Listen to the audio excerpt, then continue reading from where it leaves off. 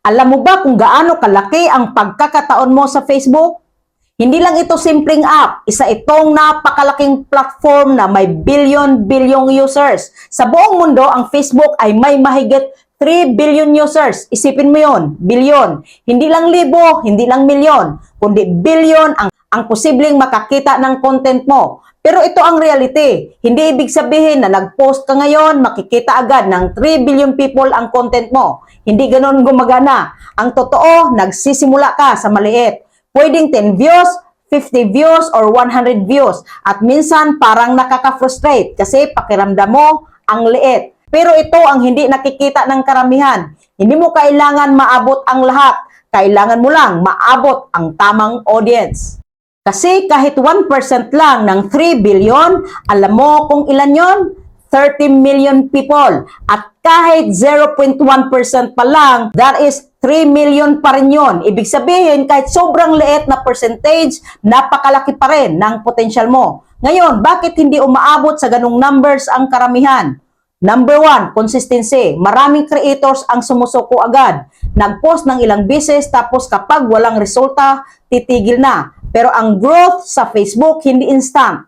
It takes time. Pangalawa, quality ng content. Kung ang content mo walang value, walang hook, walang dahilan para panoorin hanggang dulo, hindi ka talaga lalago. Hindi sapat na nag-post ka. Kailangan may impact.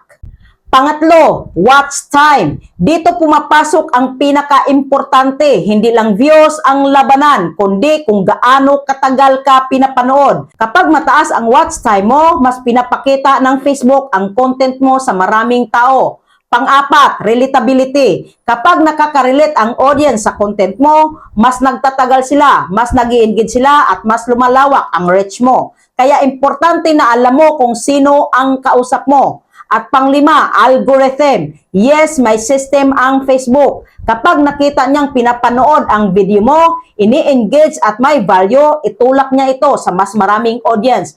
Parang snowball effect, palaki ng palaki.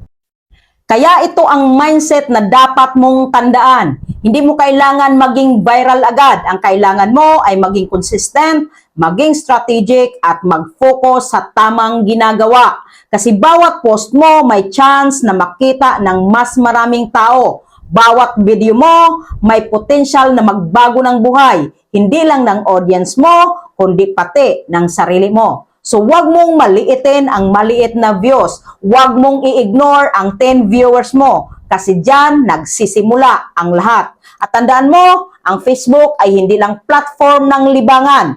Isa itong opportunity. Opportunity para maabot ang milyon-milyong tao. Opportunity para kumita. At opportunity para mag-iwan ng impact. Ngayon ang tanong, handa ka na bang gamitin ang platform na to para sa growth mo? Paki-comment mo, and like, follow, and share na rin. And see you in the comment section.